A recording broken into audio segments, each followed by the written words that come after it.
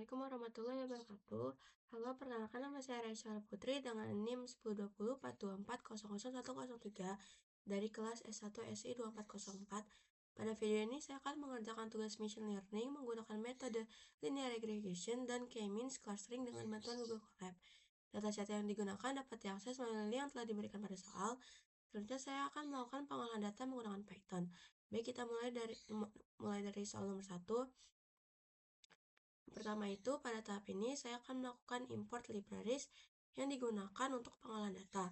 Kemudian saya membuat dataset menggunakan fungsi readscv dan menyimpannya ke dalam variabel data frame. Selanjutnya saya menampilkan beberapa baris pertama yang menggunakan head untuk memilih struktur data seperti nama kolom dan isi datanya secara umum.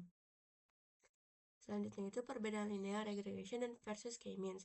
Linear regression merupakan metode supervised learning karena menggunakan data yang memiliki label atau target untuk melakukan prediksi nilai numerik. Sedangkan k-means clustering merupakan metode unsupervised learning karena tidak menggunakan label dan bertujuan untuk mengelompokkan data berdasarkan kemiripan.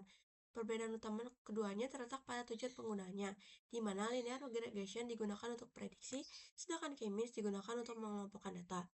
Selanjutnya, split data. Pada type ini, saya memilih fitur numerik yaitu sales, quantity, discount sebagai variabel input, serta profit sebagai target yang akan diprediksi.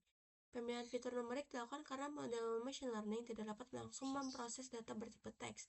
Selanjutnya, saya membagi dataset menjadi data training sebesar 80% dan data testing sebesar 20% menggunakan train test split. Parameter random state digunakan agar hasil pembagian data tetap sama seperti setiap kali kode dijalankan sehingga eksperimen data direproduksi. Selanjutnya, training dan predict. Pada tahap ini, saya membuat model linear regression dengan memanggil fungsi linear regression. Kemudian, saya melatih model menggunakan data training dengan fungsi fit, di mana model akan mempelajari hubungan antara variabel input dan target. Setelah model dilatih, saya melakukan prediksi terhadap data testing menggunakan fungsi predict untuk mengetahui hasil estimasi dari model terhadap data yang belum pernah dilihat sebelumnya. Selanjutnya itu coefficient dan intercept. Pada tahap ini, saya menambahkan coefficient intercept dari model linear regression yang telah dilatih. Coefficient menunjukkan seberapa besar pengaruh masing-masing variabel input terhadap target. Jika nilai coefficient positif, maka bersifat searah, sedangkan jika negatif, maka berlawan arah.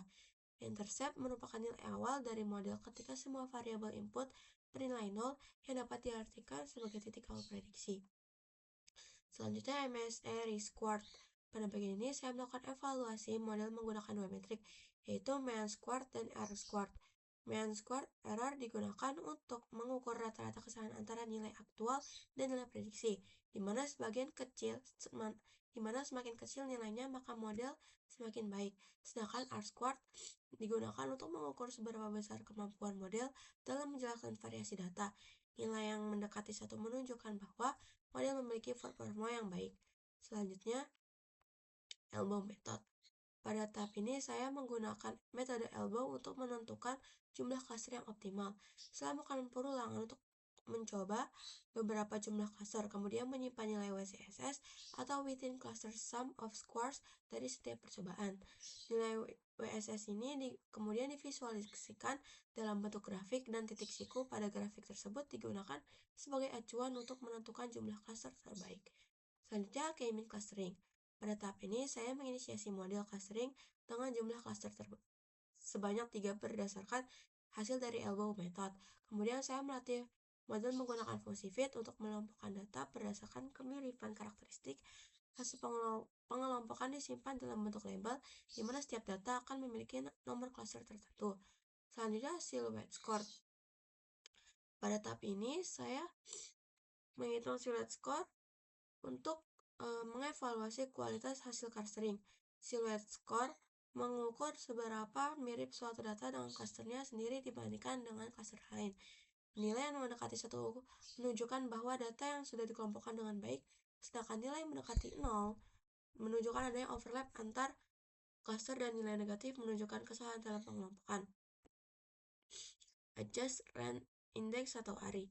Pada bagian ini, saya menggunakan adjust rand index untuk mengevaluasi hasil clustering.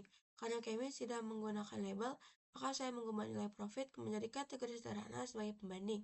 Adjust rand index digunakan untuk mengukur kesamaan antara hasil clustering dengan label pembanding tersebut. Nilai yang mendekati 1 menunjukkan hasil yang semakin baik. Selanjutnya, overfitting dan versus underfitting. Overfitting terjadi ketika model terlalu kompleks sehingga mampu menghafal data training dengan sangat baik, namun memiliki performa yang buruk pada data testing. Sebaliknya, underfitting terjadi ketika model terlalu sederhana yang ada dalam data sehingga performanya rendah baik pada data training maupun testing. Perbedaan utama keduanya terletak pada keseimbangan model dalam memahami data. Demikian penjelasan dari saya. Terima kasih.